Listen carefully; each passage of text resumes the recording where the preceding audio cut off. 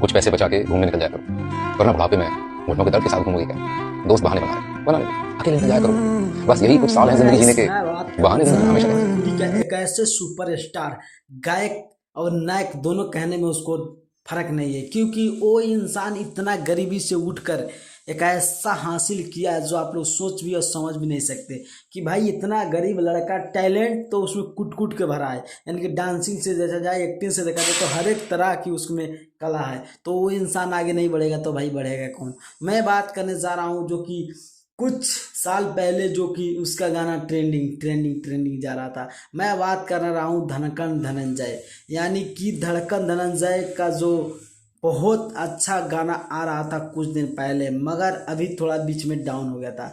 मगर धड़कन धनंजय सोए थे नहीं भाई, कुछ कर बड़ा करने के लिए कुछ टाइम लेना पड़ता है। जैसे अगर शेर को किसी पर अटैक करना है तो 2 कदम पीछे हटना पड़ता है।